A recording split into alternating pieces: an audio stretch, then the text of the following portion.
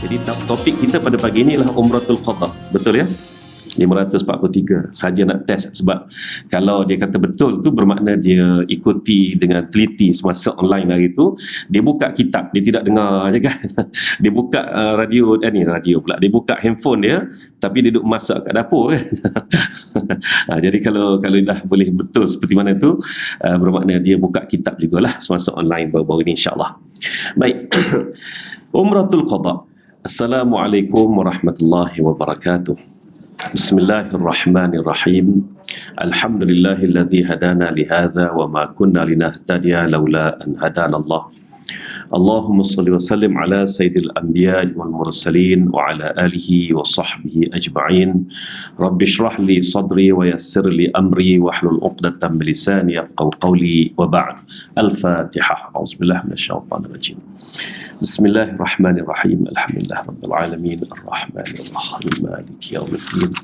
Iyyaka na'budu wa iyyaka nasta'in ihdinas siratal mustaqim siratal ladzina an'amta 'alaihim ghairil maghdubi 'alaihim waladdallin. Amin. Amin ya rabbal alamin. Muslimin muslimat yang dirahmati Allah, dari Masjid Al-Falah USJ 9 ataupun Raudhatul Muslimah Masjid Al-Falah USJ 9. Saya juga share di saya punya Facebook ya. Saya ada dua Facebook. Satu Facebook tu kalau tak ada dua jantung, dua hati, tak saya baca lah kan. Tu Facebook tu Zamri Zainal Abidin. Yang Facebook khas untuk dakwah ni Haji Zamri Zainal Abidin. Ada haji, ada warak sikit lah kan. Yang itu memang siapa komen politik ke apa, saya tendang dulu lagi. Sebab jadi yang untuk umum tu dia ada satu lagi Zamri Zainal Abidin. Itu yang itulah yang umum tu. Okey. Jadi alhamdulillah kepada rakan-rakan saya di FB yang sentiasa mengikuti pun semoga dapat mengikuti dengan baik, khasnya kepada Raudhatul Muslimah Al-Falah ini. Tajuk baru kita alhamdulillah, walaupun kita bersiaran secara maya ya, secara online, kita tetap juga go through dengan buku kita ini, iaitu Fiqh Sirah oleh Al-Buti. Dan alhamdulillah sepanjang menganggur baru-baru ni dan juga masa ruang banyak, saya sempat menterjemah Ar-Rahiqul Makhtum ringkasan oleh penulis yang sama, iaitu dinamakan Raudhatul Anwar. Raudhatul Anwar ini memang ringkas lah, daripada Sofiur Rahman Mubarak Furi juga dah habis terjemah, cuma tinggal lagi nak edit. Dan saya merisik khabar tanya kepada Institut Darul Ihsan, kok dia setuju terbitkan. Dia kata boleh, tak ada masalah, tapi bayarannya adalah lamsam lah, bayaran upah upah menterjemah 15 sen satu perkataan dan sebagainya. Saya kata tak apa, tak ada masalah. Lagipun buku tu bukan ada royalty apa-apa pun, disebarkan secara percuma kepada jemaah haji 2017 ke begitulah, lebih kurang tak silap saya 2017 atau 2016 ya. Jadi saya saya tak pergi haji tahun tu, tapi saya membawa jemaah umrah antara yang terawal. Orang haji tak balik lagi masa tu. Jadi kita pergi ambil hotel-hotel yang baru ditinggalkan oleh tabung haji. Pada masa tu memang murah sebenarnya, tapi visa lah susah nak dapat ya. Visa susah nak dapat sebab memang orang-orang Arab yang menyewa hotel pada masa tu, dia bagi macam let go gitu je lah, sebab dia baru habis orang haji kan, dia kemuncaknya orang haji. Itu memang dia palu cukup-cukup harga kan. Jadi yang saya takjubnya, buku Raudhatul Anwar itu dalam bahasa Arab diberikan secara percuma dan ditinggalkan bersepah-sepah oleh jemaah haji kita. Jemaah haji kita lah Malaysia. Yang jemaah haji lain tu tak saya cerita lah. Sebab saya ambil hotel tu hotel yang bekas jemaah haji Malaysia. Saya kutip. Ya Allah, kata tak sangka lah pula Syekh Sofiur Rahman Mubarak Furi membuat concise dia punya Ar-Rahiqul Makhtum yang tebal tu. Jadi saya balik, saya terjemah sikit. Alhamdulillah selesai baru ni. Cuma tinggal lagi nak editing. Jadi saya akan serahkan kepada, kalau tak ada arah lah, kepada Institut Darul Ihsan Jadi tuan-tuan dan puan bolehlah beli buku tu nanti, ya. Bila dah diterbitkan nanti, dia lebih ringkas daripada Rahikul Maktum, bahkan saya ingat 1/8 daripada Rahikul Maktum dia ringkaskan, ya. Jadi nipis sangat. Itu menjadi membina apa ni, kita kata mindset sirah kita. Sebab Ar-Rahikul Maktum tu panjang sangat, ya, tapi itulah rujukan yang antara yang sahih dalam moden ini, dalam era moden ini. Saya ingat Ar-Rahikul Maktum lah rujukan yang paling sahih. Jadi kalaulah Rawdatul Anwar itu ringkasan kepada Rahikul Maktum, maka begitulah juga, ya. Sebab banyak sangat sirah yang kadang-kadang yang tak apa-apa, yang kita tak pernah jumpa. Bila orang tanya tu kita pun jadi orang kata apa, tersentak seketika. Tak apalah, tunggu saya itu sikit, saya buat revision, saya kata. Jadi bila kita cek memang tak ada. Dan ternyata kisah Al-Quran sendiri pun banyak juga yang palsu, yang ditokok tambah, ya, yang ditokok tambah. Antara kisahnya yang saya dapati tidak ada asasnya, baik daripada Al-Quran ataupun daripada hadis-hadis ataupun daripada asar para sahabat, ya, ialah Nabi Sulaiman ini kononnya pernah sakit, ya. Jadi semasa dia sakit, dia mohon untuk sembuh, dan bila dia sembuh, dia dapat kembali kerajaan dia dan sebagainya. Ada pengkhianatan terhadap kerajaan dia semasa dia sakit, so dia berdoa supaya tidak ada kerajaan yang lebih kuat daripada kerajaan dia selepas itu, kan. Saya pun confused, rasa macam tak nak dengar tapi tak boleh nak tolak, kan. Kod-kodnya kita memang tak terbaca. Jadi saya baca beberapa tafsir, antaranya diperingatkan oleh almarhum Buya Hamka.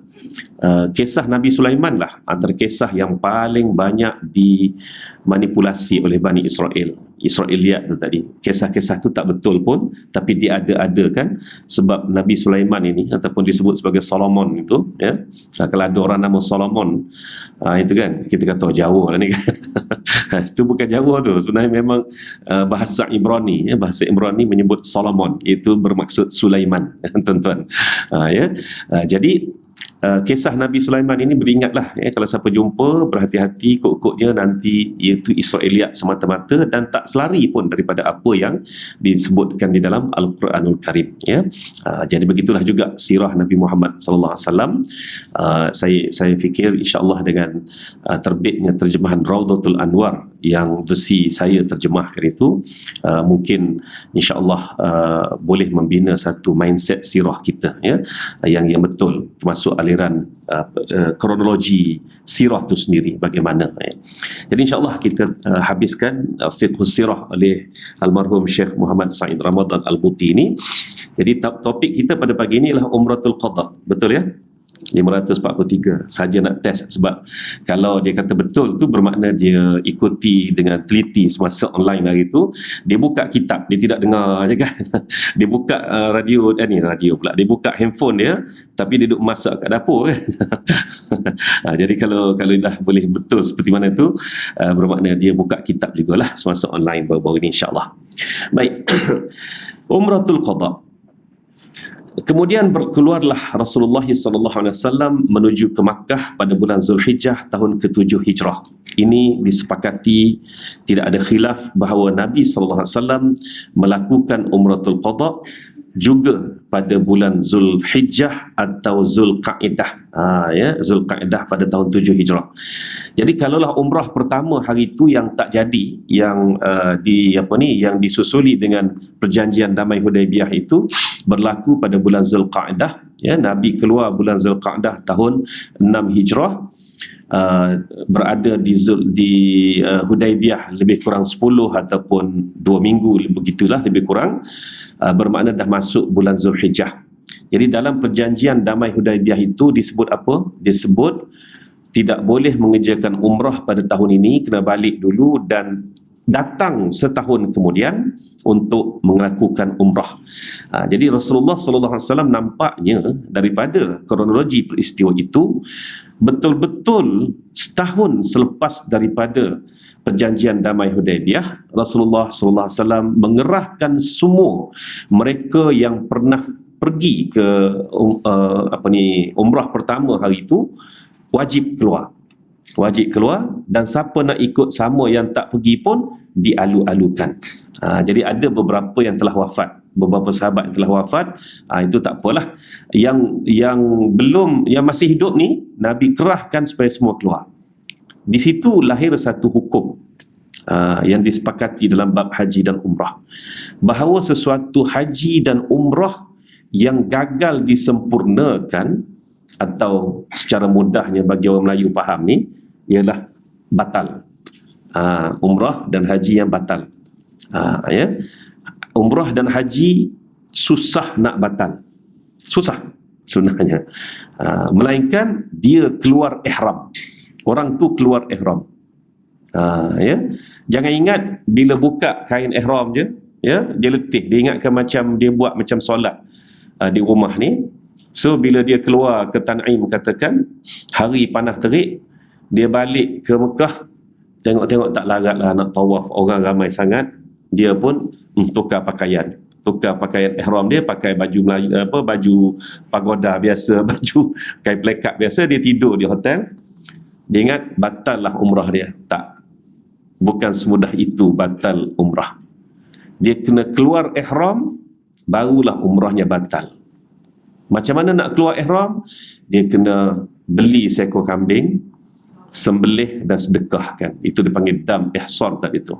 Dan cukur rambut, barulah batal ihram dia. Tapi ingat, bila batal ihram, batal umrah lah. Bila batal ihram ini, ya, dia juga kena qadha segera. Jadi tak ada pasal lah dia membatalkan ihram dia sebenarnya, kan. Dah duduk di Mekah dah, kan. Cuma tinggal lagi dia letih sebab hari tu panas. Ini banyak berlaku dalam umrah bulan Ramadan. Umrah bulan Ramadan semangat ni, lepas subuh pergi nak pergi ke Tan'im, tiba-tiba balik tu adalah sikit lambat, dah panas terik. malah dia batalkan umrah. Tak batal umrah tadi, umrah tak batal. Jangan main-main dengan umrah ni. Jadi siapa yang batal umrahnya ataupun hajinya, maka wajib diqadha sesegera mungkin. Jadi kalau haji tahun depan lah. Kalau umrah mengikut tempoh yang segera. Jadi Nabi SAW, sandaran hukumnya ialah perbuatan Nabi SAW tahun ke-6 Hijrah.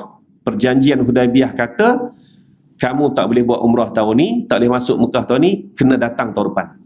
Maka Nabi SAW telah melakukan dam ihsar, sembelih kambing, cukur rambut, barulah keluar dari ihram secara sahnya, secara rasminya. Maka peristiwa itu berlaku pada bulan Zulhijjah tahun 6 Hijrah. Zulhijjah 7 Hijrah, Nabi terus mengerahkan semua yang telah pergi. Itu wajib tadi tu. Jadi wajib ke atas semua individu yang telah pergi tahun lepas, tahun ni kena. Itu umrah wajib. Yang Nabi ni umrah wajib. Tapi kalau umrah kita yang entah ke berapa kali, ke 100 ke boleh jadi, sama juga. Ya, sama juga hukumnya, dia wajib diqadha segera umrah. Begitulah juga haji, wal-iyazubillah. Haji batal, apa sebab haji batal? Dua sebab je haji batal. Dia dah berniat ihram, tapi tak sempat sampai ke Arafah dalam tempoh antara zuhur 9 Zulhijjah sehinggalah subuh 10 Zulhijjah. Tak sempat sampai, maka hajinya batal. Hajinya batal. Proses pembatalan haji ni, proses nak keluar daripada ihram, haji dah batal, ihram belum. Proses nak keluar ihram itu panjanglah. Itu kita kena buka bab haji, bukan bab sirah, kan. Panjang kisahnya. Yang kedua, haji ni boleh batal sebab apa? Dan juga membatalkan umrah, ya, ialah berjima', ya, sebelum tahallul awal. Sebelum tahallul awal dia melakukan persetubuhan, maka batal hajinya. Umrahnya sama batal juga kalaulah itu keadaannya. Umrah bersetubuh sebelum tahallul. Kalau haji bersetubuh sebelum tahallul awal. Gitu. Sebab haji ada dua tahallul, dua peringkat halal, kan. Dua sebab ni je yang haji boleh batal. Saya tak sentuh bab keluar ihram tu, kan. Haji nak keluar ihram panjang. Kalau saya sebut kat sini, Maknanya tak habislah bab ni pada mengajar bab tu je kan. Tu dia. Itu kena buka bab haji. Jadi itulah kena faham betul-betul bahawa haji dan umrah ini bukan sewenang-wenangnya boleh dibatalkan, seperti mana kita sembahyang tu tiba-tiba bosan syarik lama tu kan, yang ada pipit tu ada tu, bosan lah kata, kita pun pergilah tutup dulu gas, usolli semula kan. Bukan semudah itu haji dan umrah nak batal. Okey, kalau dah batal, maka macam Rasulullah SAW tu, dia membatalkanlah sebab dah tak ada pilihan, tak boleh masuk. Okey, dibatalkan.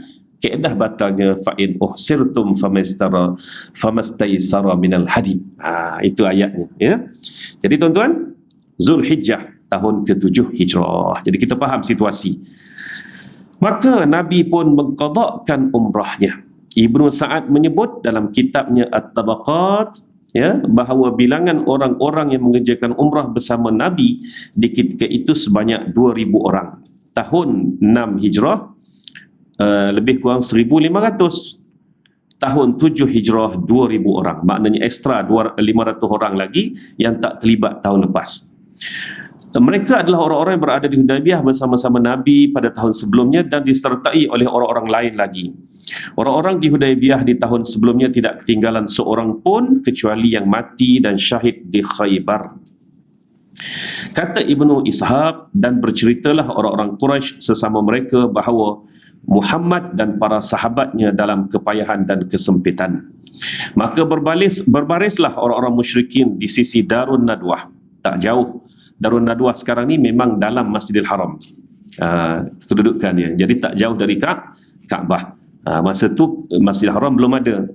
Disebut Masjidil Haram bermakna kawasan Masjidil Haram yang dimaksudkan dalam istilah percakapan pada masa itu ialah Kaabah tu sendiri dan juga kawasan sekitar dia. Dikatakan pada masa itu, apabila dia nak lebarkan lagi Kaabah ni, maka dia akan hancurkan batu-batu ya, batu-batu kecil ni dia akan tabur lebih lebar daripada kawasan Kaabah tu. Dah tengok orang makin ramai, dia hancurkan lagi batu-batu tahun depan, maknanya dia tabur lagi, kira memampatkan kawasan tu. Jadi tawaf pada zaman itu atas batu-batu, bukan atas marmar seperti hari ini kan. Dan tidak ada bangunan keliling. Itu yang Darun Nadwah tu kat mana? Darun Nadwah itu dalam Masjidil Haram sekarang ni. Kawasan tu dekat sangat ya. Jadi mereka pun berbaris di sisi Darun Nadwah, yang merupakan Dewan Undangan Negeri Mekah lah kalau sekarang ni ya, untuk melihat Muhammad dan para sahabatnya. Maka manakala masuknya Rasulullah SAW ke dalam masjid, disintingkan ridaknya, kain tudungnya, ridak kain, bukan kain tudung ni, kain kain selempang, inilah kain atas lah, kain, dan dikeluarkan lengannya sebelah kanan. Sebab pada masa tu dia orang nak bawa cerita, orang-orang orang-orang muhajirin ini dan juga orang-orang Ansar, orang Madinah ni berpenyakit, kulit jadi kurat, berkerapu habis semua. Maklumlah Madinah sebelum tu dikenali sebagai Darul Wabak, negeri wabak sebenarnya. Kemudian tak cukup makan, habis jadi kuruh kering semuanya. Maka Nabi SAW bila masuk saja ke kawasan tawaf tadi tu, seperti mana saya katakan batu-batu untuk tawaf tu, Nabi sentingkan ataupun keluarkan tangan kanan ini, dan membiarkan tangan kanan itu dalam keadaan seperti mana kita kata apa sekarang ni, ittiba'. Istilahnya ittiba'. Orang lelaki kan, ittiba'. Ittiba' tu bila? Ittiba' bukan start dari Kelai bukan start dari Jeddah. Ini di Kelai tu dah ittiba' dah. Kan? Kononnya nak nampak itu haji, itu nak pergi umrah atau pergi haji. Tidak ya. Masa duduk Kelai, duduk dalam kapal terbang di Jeddah pun kita masih lagi berselimut biasa saja. Bila dah masuk ke kawasan nak tawaf, barulah kita keluarkan tangan kanan yang kita panggil ittiba'. Sebab apa? Sebab pada masa itu Rasulullah SAW mengeluarkan tangan kanannya asalnya nak tunjuk ni, kamu duk kata kerapu lah, kurak lah, mana ada kan. Duk kata tubuh kami tinggal kulit dengan tulang, tengok sasa je pun, itulah lebih kurangnya. Dan ini sebenarnya dibisikkan oleh Jibril alaihissalam, ya, dibisikkan oleh Jibril alaihissalam buat sesuatu untuk membalas balik secara halus apa yang telah orang-orang Quraisy itu duk sebar kepada kamu. Okey. Kemudian berkatalah baginda sallallahu alaihi wasallam, semoga dirahmatilah orang-orang yang aku lihat hari ini sudah ada kekuatan dalam diri mereka. Kemudian baginda pun mengucup hujung Kaabah ataupun Hajarul Aswad, dan terus ingat ya, masa tu berhala masih penuh lagi tu. Yang tak ada dinding Kaabah, yang tak ada berhalanya satu je, Hajarul Aswad je. Yang lain tu penuh. Dalam Hijri Ismail tu penuh dengan berhala diatur gitu. Itu gambaran pada masa tu, ya. Jadi kucup Hajar Aswad dan terus keluar berlari-lari anak diikuti oleh para sahabatnya sehingga 3 kali berturut-turut dan 4 kali melakukan tawaf. Jadi 3 pusing setiap kali kita hendak memulakan tawaf, sepatutnya kita kucup Hajarul Aswad, ya, kita kucup Hajarul Aswad sepatutnya. Dah tak boleh, tak boleh, itulah yang kita istilam tadi tu, lambai. Itu yang 7 pusingan, 7 kali lambai Hajarul Aswad. Okey. Kemudian bagi orang lelaki disunatkan untuk berlari-lari anak pada 3 pusingan pertama ataupun dipanggil sebagai ramal, ya. Sebagai ramal tu tadi. Jadi tuan-tuan, 4 kali berikutnya melakukan tawaf secara berjalan kaki. Ini semua berkait dengan momokkan orang-orang Quraisy yang telah mengatakan bahawa orang Muhajirin, orang Islam Muhammad ini lemah tubuhnya, dah berlari-lari tu kan. Dan pada masa yang sama, Khalid ibn Walid yang daripada tahun lepas lagi berkeadaan tertanya-tanya tentang ketaatan umat Islam kepada Nabi Muhammad sallallahu alaihi wasallam ini, telah melihat dari jauh. Melihat dari jauh, tak pernah yang dia kata, aku tengok orang tawaf secara berlari-lari sekata je dipimpin oleh Muhammad. Itu menambahkan tekanan untuk dia juga, ya, tekanan kepada Khalid ibn Walid. Dan abang atau adik kepada Khalid ibn Walid yang bernama Al-Walid ibn Walid berada bersama-sama Nabi Muhammad sallallahu alaihi wasallam, ya, pada masa itu, termasuk dalam orang Hudaibiyah, termasuk juga dalam orang Umratul Qadha. Kata Ibnu Abbas radhiyallahu anhu, orang ramai menyangka bahawa kerja seperti itu tidak disuruh buat kepada mereka, yakni sunnah itu bukan untuk semua, kerana menyegerakan selesainya untuk beredar pulang. Ini adalah kerana sampai berita bahawa orang-orang Quraisy meminta supaya baginda sallallahu alaihi wasallam segera keluar meninggalkan kota Mekah, hingga apabila Rasulullah SAW mengerjakan Hijjatul Wada', barulah amalan itu ditetapkan. Jadi pada masa Umratul Qadha, pada masa itu orang tak nampak lagi perkara itu sunnah. Tuan-tuan kena tahu berkenaan dengan peranan Ibnu Abbas, Abdullah bin Abbas. Abdullah bin Abbas ini faqih, maknanya orang fiqh lah, ulama lah senang cerita, ya. Jadi sebab tu pemerhatian Ibnu Abbas dia bukan soal sirah tu saja. Pemerhatian Ibnu Abbas kepada soal hukum, sama ada ia sunnah atau harus, ya. Jadi pada tahun tersebut orang ramai melihat Nabi Muhammad sallallahu alaihi wasallam dan juga umat Islam berlari-lari anak semasa tawaf itu, kerana orang Mekah desas-desus mengatakan orang Mekah tak puas hati tentang 3 hari.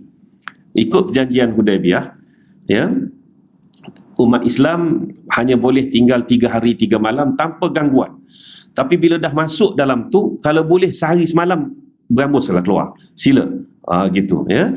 Jadi desas-desus itu sampai ke telinga mereka. Tengok-tengok Nabi Muhammad SAW pula berlari-lari semasa tawaf. Oh, ini sebab dia nak cepat balik lah ni kot, kan.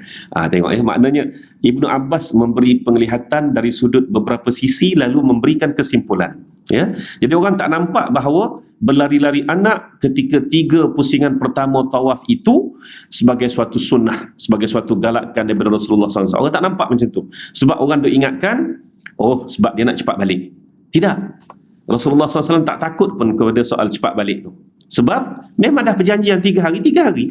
Nak hamba buat apa? Kan? Ini hak kami. Tapi Rasulullah SAW kemudian berlembut juga untuk keluar lebih awal, jadi tak sampailah 3 hari 3 malam, ya. Itulah kebejatan moral orang-orang Quraisy pada masa itu. Tetapi setelah Nabi SAW datang masa Hijjatul Wada' tahun 10 Hijrah, Nabi berlari-lari anak juga untuk 3 pusingan pertama. Maka confirmlah sebenarnya sunnah berlari-lari anak 3 pusingan terawal bagi umrah wajib. Bagi umrah wajib, ya. Jadi kalau bagi tawaf umrah wajib ataupun tawaf haji. Kalau tawaf sunat yang tidak perlu memakai ihram dan juga berihram, maka tidaklah disunatkan berlari-lari anak untuk 3 pusingan terawal itu. Itu hukumnya. Jadi Ibnu Abbas melihat dari sudut jalinan hukum. Kan cantik tu bila kita melihat kepada pandangan para sahabat itu, terbuka fikiran kita, dan juga kita dapat lihat bagaimana persepsi masyarakat pada masa itu bila dia tengok Nabi Muhammad sallallahu alaihi wasallam berlari-lari anak. Sebab nak cepat balik. Tak ada pun, bukan soal nak cepat baliknya, kan. Okey, di masa itu juga Rasulullah sallallahu alaihi wasallam berkahwin dengan Maimunah bintul Harith, dan ada yang mengatakan Rasulullah SAW berkahwin dengan Maimunah itu sedang baginda dalam ihram, cuma di akad nikah sahaja, dan mengatakan di akad nikah setelah tahallul. Yang mengahwinkannya ialah Al-Abbas bin Abdul Muttalib, suami kepada kakak Maimunah Ummul Fadli.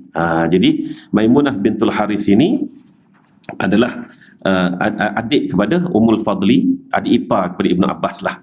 Jadi ada sebab yang Rasulullah SAW berkahwin dengan Maimunah itu ialah untuk merapatkan lagi satu kaum dalam kalangan Quraisy itu untuk memudahkan Nabi sallallahu alaihi wasallam masuk mengambil alih Mekah pada tahun berikutnya. Itu hikmah dia.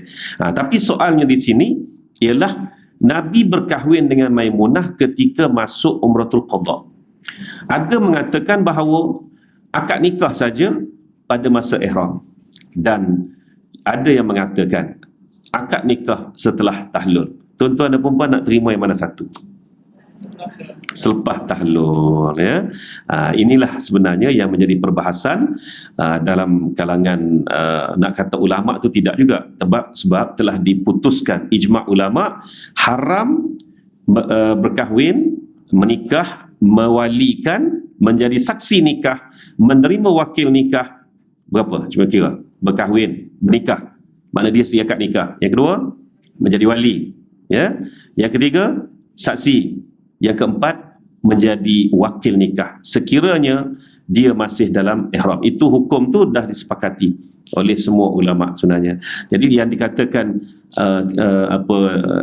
desas-desus ini adalah dalam kalangan masyarakat sajalah, ya, dalam kalangan masyarakat. Kalau tidak, masa akan dapat sumber hukum haram bernikah, mewakilkan nikah, wali nikah dan sebagainya itu ketika mana dalam ihram. Manakala masuk hari yang ketiganya, Rasulullah sallallahu alaihi wasallam berada di Mekah tempoh yang dijanjikan oleh pihak Quraisy.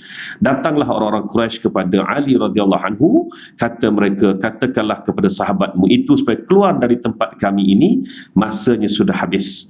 Maka Rasulullah sallallahu alaihi wasallam pun keluar lebih awal. Jadi kalau nak kira jam tak cukup lagi kaedahnya, tapi Nabi kata okeylah kita keluar, ya. Dan bersatulah Rasulullah SAW dengan Maimunah di Saraf, satu tempat dalam perjalanan pulang berhampiran dengan Tan'im. Kemudian baginda pun berangkat pulang ke Madinah pada bulan Zulhijjah itu juga.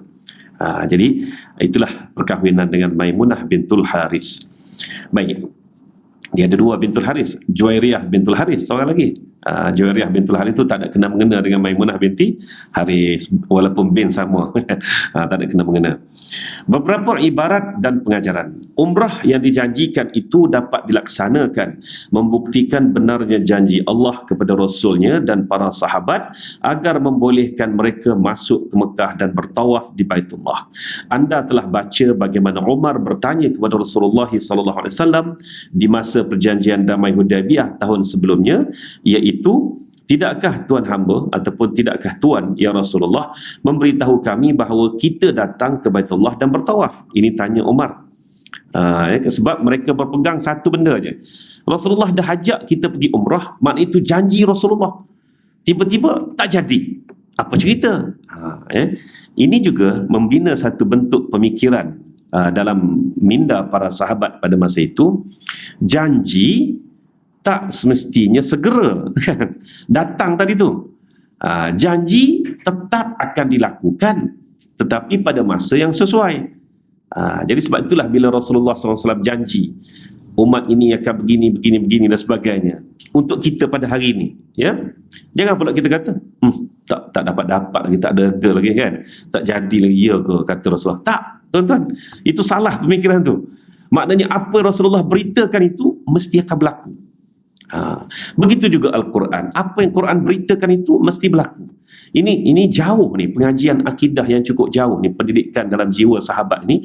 Apa yang Allah janjikan, yang Rasulullah SAW sampaikan, pasti akan berlaku. Tempoh bila tu akan ditentukan oleh Allah Ta'ala, cepat dalam bab itu tadi. Ini yang membina minda para sahabat. Jadi kalau kita lihat kepada sirah para sahabat dan juga melihat kepada sirah Rasulullah SAW tadi, barulah kita pun terbina balik minda kita. Oh, macam tu ke kan? Bila Allah janji dah, contohlah doa kan, contoh dalam bab doa. Dalam bab doa ini Allah Ta'ala dah janji dah bahawa siapa yang berdoa akan aku makbulkan. Ya, ud'uni fastajib lahum, ya dah, maka aku akan makbulkan. 10 tahun dah berdoa, tak makbul juga. Tuan-tuan dah, tak makbul juga. 10 tahun dah tunggu, ya, tak mari juga. Maknanya masanya itu belum tiba, belum sampai. Sampai masanya Allah Ta'ala kurniakan itu dengan penuh hikmat. Cuba belajar untuk melihat hikmah. Sama juga saya cetuskan satu idea. Setiap tahun kita sebagai penceramah ni, kita kena cetuskan idea untuk dia. Baru betul kan? Saya cetuskan idea minda fadilat. Kita mesti ada minda fadilat. Ya, kena kejar fadilat. Macam mana? Oh, saya puasa 10 hari dalam Rejab ni. Dalam bulan Syaban ni, alhamdulillah 15 hari. Agak-agak berapa dapat? Itu salah. Salah. Siapa kejar fadilat macam tu salah. Bahkan ayat yang terawal diturunkan kepada Nabi sallallahu alaihi wasallam, wala tamnun tastakthir, jangan kamu mengimpikan mendapat balasan yang banyak. Termasuklah juga dalam soal fadilat ni. Jadi minda fadilat yang macam mana yang dimaksudkan itu? Okey, kita baca sirah Nabi SAW. Apabila tiba bulan Rejab, maka dia akan melipat gandakan ibadahnya berbanding biasa. Puasanya ditambah, ya, solat ditambah, sedekah ditambah. Bila masuk bulan Syaban, Nabi SAW berpuasa lebih banyak daripada bulan Rejab. Bahkan kata isteri-isteri Nabi SAW, tidak pernah Nabi berpuasa hampir penuh sebulan, ya, melainkan bulan Sya'ban. Jadi minda fadilat kita apa dia? Bermakna ada kelebihan bulan Sya'ban ni. Walaupun adalah golongan agamawan duk kata tak ada hadis tuan-tuan dan puan-puan mai de mana semua ni. Kan? Itu dia. Ini apa ni kan? Tak apalah. Siapa kata ada hadis kelebihan bulan Sya'ban ya kan? Memanglah tak ada. Dah dia kata tak ada lah. Tapi soalnya Nabi tu pergi tambah puasa dalam bulan Sya'ban sampai hampir penuh sebulan tu sebab apa? Sebab apa? Mesti ada something dalam bulan Sya'ban. Betul tak? Tu dia. Inilah dia yang saya maksudkan minda fadilat tadi. Oleh itu kita pun tambahlah puasa dalam bulan Sya'ban. Berapa banyak? Hampir penuh sebulan. Kalau mampu silalah. Kalau tak mampu pun sekurang-kurangnya selang-selang. Kalau tak mampu lagi, at least lebih banyak daripada bulan-bulan biasa. Ini apa tuan-tuan? Ya? Apa jenis ni? Doa Allahumma barik lana fi Sya'ban wa balighna Ramadan. Dia kata tak ada hadis. Saya tak kata hadis. Saya kata saya nak berdoa, ya Allah berkatilah aku dalam bulan Sya'ban dan sampaikan aku dalam bulan Ramadan. Salahkah saya? Saya tak kata ini hadis ni, tapi saya kata doa saya. Jangan doa dalam bahasa Arab. Dia kata sebab keliru, nanti orang nampak itu hadis juga. Ni ustaz ke dok dia? Minta maaf lah bila saya dengar dia kata gitu, saya jadi senyum. Dia ni betul ke tidak ni kata. Habis tu orang Arab yang jiwa macam kita juga, Orang Arab yang jiwa macam kita juga nak supaya bulan Syakban ini diberkati dan sampai kepada Ramadan, dia nak berdoa dalam bahasa apa? Tak boleh, tak boleh. Kalau bahasa Arab nanti orang ingat sama dengan hadis. So, dia kena belajar bahasa Melayu untuk part tu. Terkejut habis orang Arab dekat Saudi ke dekat mana-mana ke tak? Sebab tiba-tiba itu imam dia, ya Allah berkatilah bulan Syakban sampailah aku dah bulan Ramadan. Macam tu ke? Tolonglah biar masuk real, pemikiran realistik semasa sikit. Kalau nak anti orang sekalipun ya. Ini tak pasal-pasal. Itu yang dia bawa kepada kuliah-kuliah dan sebagainya. Saya kata ini dah melampau dah ni. Ada orang tanya, Ustaz, macam ni ke Wahabi? Kita tak usah fikirlah soal label tu, tapi soalnya ni tak logik dah ni, percakapan tak logik, nampak tak kan? Jadi yang sepatutnya dalam diri kita ni ada minda fadilat yang saya maksudkan tadi. Kita perhati sirah Nabi ni. Kuliah sirah ni saya dah bersama dengan tuan-tuan perempuan ni dah lebih 10 tahun dah kan. Dah lebih 10 tahun, berbelah-belah tahun dah. Yang ni yang kita nak bina ni. Maknanya melihat kepada sirah Nabi SAW lalu membina bentuk pemikiran kita. Betul tak? Jadi bulan Syakban ni berbaki beberapa hari lagi. Nak puasa-puasa lah. Nak puasa-puasa. Tak ada masalah. Cuma jangan puasa pada sehari sebelum Ramadan, iaitu 29 Syakban. Ya? Maknanya jangan puasa. Sebab Nabi memang tak puasa pada hari tersebut. Ada orang kata selepas 15 Syakban dah tak boleh puasa sunat bagi mereka yang tidak berpuasa. Itu saya pun tak jumpa daripada mana-mana nas dan hujah lah. Jadi maknanya boleh lagi. Sekadar dia kata nak qada tu bab lain. Ni hak sunat ni. Kan? Jadi dia kata nak melatih diri sambil memberkati Ramadan, sila, tak ambil lah, tak ada masalah ya. Itu dia. Jadi tuan-tuan dan puan-puan, begitulah yang terhasil daripada gerak-geri Rasulullah SAW itu. Para sahabat pun membina minda dia, bahawa ya Rasulullah janji itu mesti dapat. Tapi bila itu terpulang kepada ketentuan Allah Subhanahu Wa Taala. Jawab baginda, ya betul, tetapi adakah aku beritahu bahawa kamu mesti boleh datang tahun ini juga? Ini masa Hudaybiyah tahun lepas. Jawab Umar, tidak. Kata baginda, kamu mesti boleh datang dan boleh bertawaf. Mesti, kata Nabi. Ya. Ini juga menunjukkan benarnya janji Rasulullah SAW. Allah Subhanahu Wa Taala telah memperingatkan kebenaran janji itu dengan firman-Nya, laqad sadaqallahu rasulahu ru'ya bil haqq. Laqad sadaqallahu rasulahu ru'ya bil haqq. Maknanya sesungguhnya Allah telah membuktikan benar mimpi-mimpi Rasulullah. Jadi Rasulullah tu maf'ul bih. Sebab tu dia, kalau tuan-tuan perempuan tengok dalam baris itu, Rasulahu. Maknanya Allah yang membenarkan Nabi. Kalaulah Rasuluhu bermakna Nabi membenarkan sendiri diri dia. Itu dia nahwu bahasa Arab.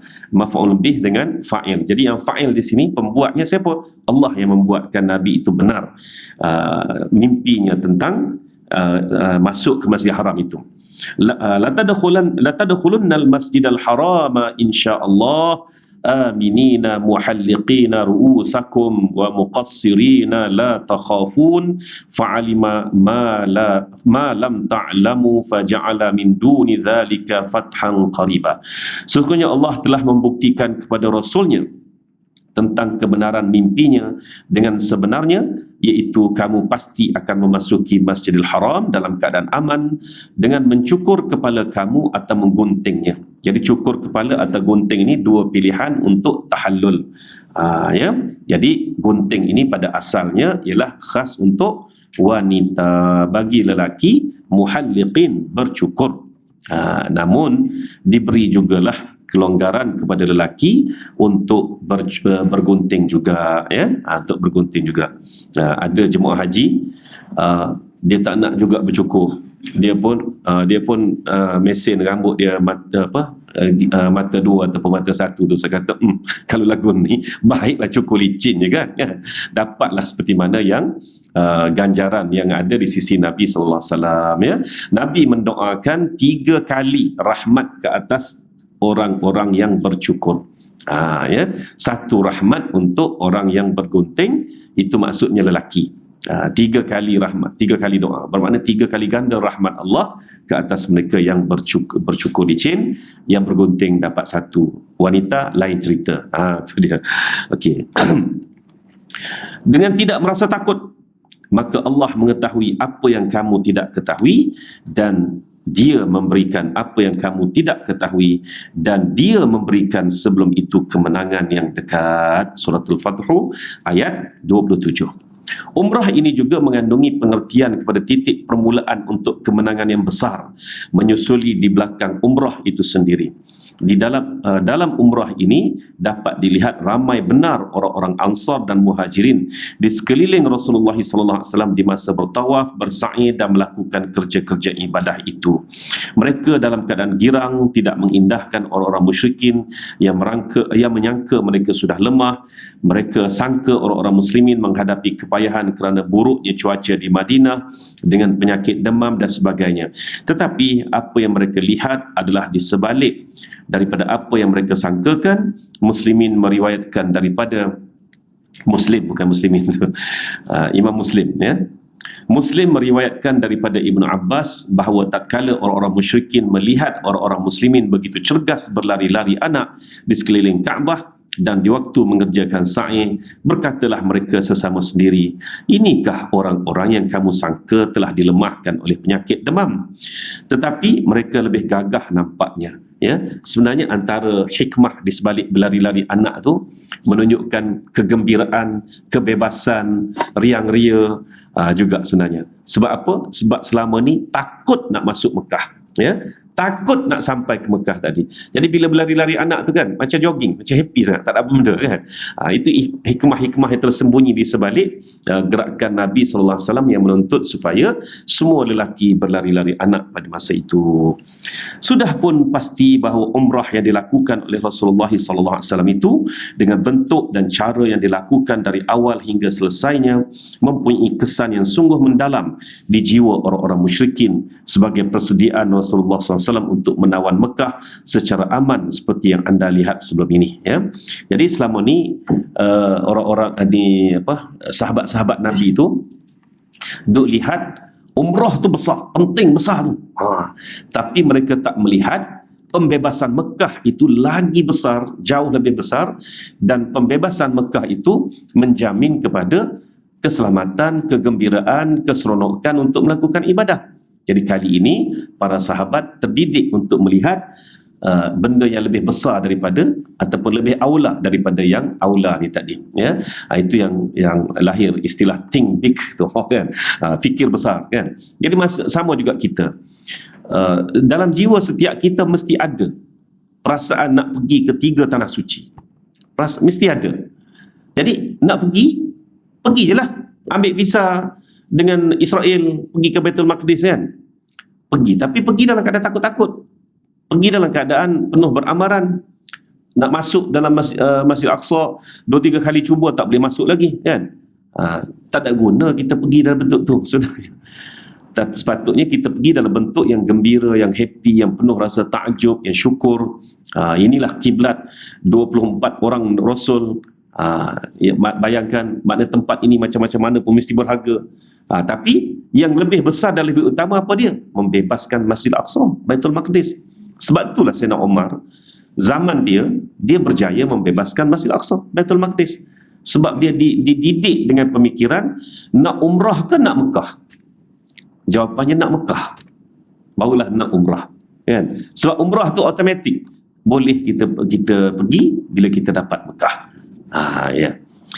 Jadi kami sedutkan pula daripada Umratul Qadha ni, kata penulis kitab kita ini, beberapa perkara seperti berikut. Pertama, sunatnya menyingkap lengan dan berlari-lari anak di masa melakukan tawaf 3 kali keliling pada mulanya. Mengikut perbuatan Rasulullah SAW, disunatkan menyingkap lengan di masa tawaf dan sa'i, kerana tawaf yang dilakukan oleh Rasulullah SAW dengan cara berlari-lari anak di waktu itu adalah dengan menyingkap sebelah tangannya, iaitu kain selendang ataupun kain sebar lah, ataupun kain selimut lah, boleh berlaku istilahnya, namanya kain rida. Yang dipakainya diletakkan di atas bahunya di sebelah kiri. Jadi hujung kanan diletak sebelah kiri. Disunatkan juga berbuat begitu pada 2 kali berulang alik antara Safa dan Marwah. Bagaimanapun ini tidak disunatkan kepada wanita. Yang kedua, setengah ulama fiqh berpendapat bahawa harus akad nikah dalam keadaan ihram haji atau umrah berdasarkan kepada riwayat yang menyatakan Rasulullah SAW berakad nikah dengan Maimunah dalam masa ihramnya. Namun ijma'nya mengatakan tidak boleh, ya. Syafi'i totally tak boleh, Hambali pun sama, tak boleh. Jadi setengah ulama sahaja yang dhaif lah, yang maknanya yang minoriti yang mengatakan harus tapi tidak boleh bersama. Itu sahaja, ya. Tetapi kebanyakan ulama fiqh berpendapat bahawa tidak harus sama sekali, maksudnya haram akad nikah bagi orang yang dalam ihram, sama ada untuknya sendiri atau menjadi wakil kepada orang lain. Pengikut Hanafi menyatakan haram kepada orang yang berihram melantik orang lain yang tidak berihram untuk mengakad nikah. Maknanya tadi saya sebut 4, ya kan? Tambah satu lagi, iaitu mewakilkan orang yang halal yang tidak berihram akad nikah pun tak boleh juga. Oh, saya dalam ihram sekarang ni, kan, so saya wakilkan awak lah yang tidak ihram untuk akad nikah bagi pihak saya. Tak boleh juga, haram juga. Itu Hanafi, lagi detail, ya. Daripada yang saya sebutkan 4 tadi tu. Sejak berhijrah, Rasulullah SAW melakukan 4 kali umrah dan sekali haji, iaitu Hijjatul Wada'. Muslim meriwayatkan dengan sanadnya daripada Anas radhiyallahu anhu bahawa Rasulullah SAW melakukan 4 kali umrah, semuanya di bulan Zulqa'dah, kecuali umrah yang bersama hajinya, iaitu umrah pertama dari Hudaibiyah pada bulan Zulqa'dah, yang kedua pada tahun berikutnya juga pada bulan Zulqa'dah, ya, yang ketiga dari Ji'ranah, di mana dibahagi-bahagikan banyak harta rampasan perang di Hunain, dan juga Zulqa'dah. Terakhirnya ialah umrah bersama hajinya, ya. Jadi 4 kali. Inilah kalau orang tanya berapa kali Nabi buat umrah dalam hayat baginda selepas daripada hijrah, atau 4 kali, ya. Ataupun setelah ayat pensyariatan haji diturunkan, berapa kali Nabi buat umrah? 4 kali, 1 kali haji. Yang umrah kali kedua, kali keempat tu Nabi buat secara qiran, maknanya absorb. Umrah itu masuk dalam haji, maknanya dia dapat umrah juga pada masa itu, ya. Itu dia. Berapa kali Nabi buat haji sepanjang hayat baginda? Sepanjang hayat? Sepanjang hayat? 4 kali. Iaitu 3 kali semasa era jahiliah. Era jahiliah Nabi SAW juga buat haji 3 kali. Ini Nabi sendiri beritahu. Tapi setelah dia jadi Nabi, dia tidak pernah buat haji. Ya, sebab bila dia jadi Nabi SAW, bermakna dia faham ada syariat untuknya. Jadi syariat haji itu belum lagi tiba untuk dia, maka Nabi tak buat sama sekali lah, sehinggalah haji perpisahan. Itu trivia haji, ya. Trivia haji. Tuan-tuan, ada soalan? Silakan.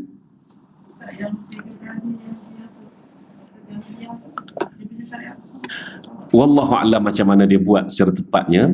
Tak pernah diceritakan. Saya juga cuba menyelongkar benda tu sebab saya minat pasal sirah, dan kemudian saya terlibat dengan dengan kursus haji ni. Saya cuba selongkar-selongkar, tak jumpa. Bermakna bolehlah kita kata begini, bahawa Nabi SAW dipandu seperti mana Jibril memandu Nabi sepanjang sebelum jadi Nabi, dia tetap memandu Nabi. Ya. Antara panduan Nabi SAW oleh Jibril adalah ketika mana Nabi remaja, sedang jaga kambing. Nabi nak buat apa? Ingat tak cerita tu? Nak pergi ke pesta. Nak pergi ke pesta. So kawan-kawan dia kata, tak apalah Muhammad, kamu pergilah, kami tolong jaga kambing kamu. Elok je dia melangkah ke kawasan yang hampir ataupun sempadan, dah terdengar di telinga dia bunyi-bunyi muzik tu tadi tu, dia pun jadi lali, tertidur. Tertidur, sedar-sedar matahari dah atas kepala dah, pesta pun dah habis. Dia itu sebenarnya dijaga oleh Jibril AS. Dia bukan kebetulan tu. Dia belum jadi Rasul, dia belum menerima wahyu, tapi dijaga. Penjagaan ini, ya. Tahun depan kawan dia kata tak apalah, tahun depan. tertidur lagi. Itu contoh dia. Jadi bermakna masa Nabi buat haji masa jahiliah yang 3 kali itu pun dia dijaga oleh Jibril, ya, supaya tidak buat seperti mana orang-orang Quraisy buat. Orang Quraisy buat dah karut marut dah al-haru wal biru dah Melaka dah. Jadi antara haru birunya apa? Ialah berwukuf di Muzdalifah. Itu haji orang Quraisy tu, berwukuf di Muzdalifah, bukan di Arafah. Tapi kita yakin Nabi sallallahu alaihi wasallam insya-Allah dibimbing oleh Jibril, mana Nabi merintasi juga sampai ke Arafah, kemudian baru datang semula ke Muzdalifah, Mina dan sebagainya. Ya. Jadi bila bukan sahaja haji Nabi yang tahun sebelum jadi Rasul itu yang kita tak tahu, haji Abu Bakar pada tahun 9 Hijrah. Tahun 9 Hijrah tu sahabat-sahabat tanya Nabi, kenapa tak boleh pergi haji lagi ke kita ni? Mekah dah berada di tangan kita, kan? Tahun 8 Hijrah memang tak pergi. Mana tahun 8 Hijrah Nabi ambil Mekah pada bulan Ramadan. Tahun tu memang tak pergi.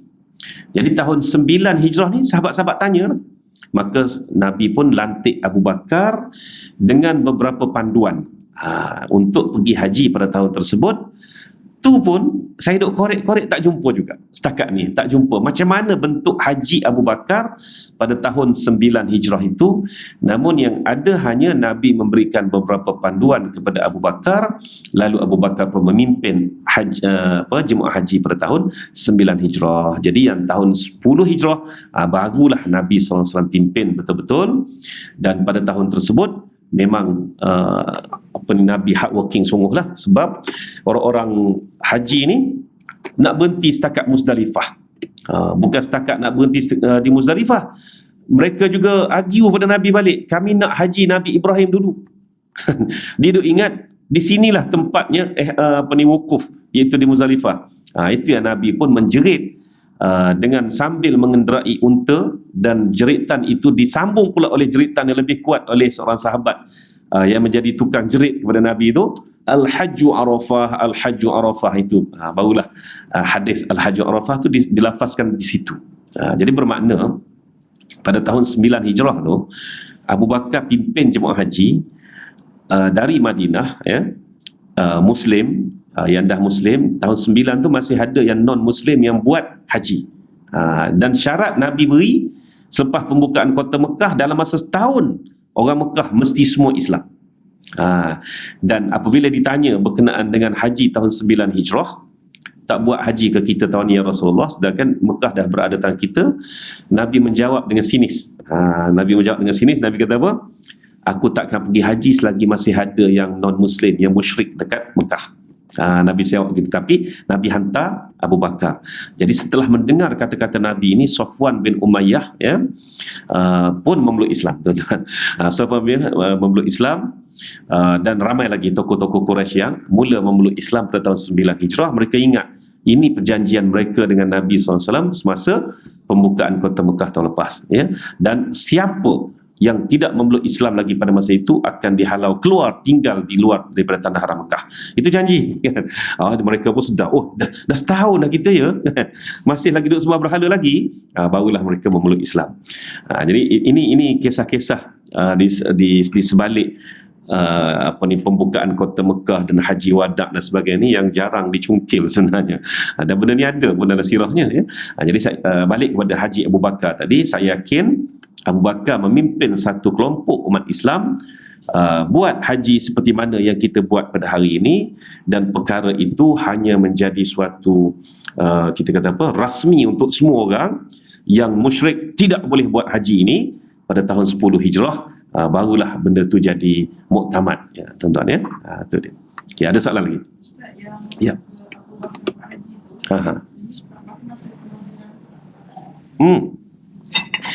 Berhala dibersihkan dari sisi Kaabah pada pagi pembukaan kota Mekah tu. Ya, pada pagi 8 Hijrah tu memang Nabi sendiri yang bersihkan. Ada riwayat mengatakan Nabi tolak je berhala tu dengan tongkat baginda. Ada riwayat mengatakan Nabi menyuruh dibawa tuku-tuku besi dan sebagainya, ketuk habis, berhancur, dah rata habis, dan batu-batu berhala itu buat jalan. Batu-batu dan kayu-kayu yang buat berhala tu, ada yang kayu, ada yang batu, dibuat laluan untuk ke tempat tawaf tadi. Gitu. Ya, semua dah bersih. Tapi berhala di sekitar Mekah, di lembah-lembah yang ada di Mekah pada masa itu belum dibersihkan sepenuhnya. Nabi bagi tempoh setahun ya untuk dibersihkan. Itu kisahnya. Jadi ada juga saya sedar sangat ada yang duk bawa cerita kononnya toleransi Nabi setahun lepas pada pembukaan kota Mekah berhala masih ada. Itu tak tepat lah, bukan tak tepat lah, tak betul lah. Sebabnya berhala itu dibersihkan pada pagi itu juga. Yang belum dibersihkan, dihapuskan ialah di sekitar Mekah. Jadi di tanah haram Mekah Nabi tak bagi wujud langsung. Setahun tempohnya. Namun selepas setahun Nabi dengar masih ada lagi mereka yang belum memeluk Islam dan juga yang yang memelihara berhala-berhala ini. Itu Nabi beri amaran ataupun beri sindiran bahawa aku tak nak pergi haji lagi selagi Mekah masih ada orang musyrik dan juga ada berhala ya. Okey. Ada soalan lagi?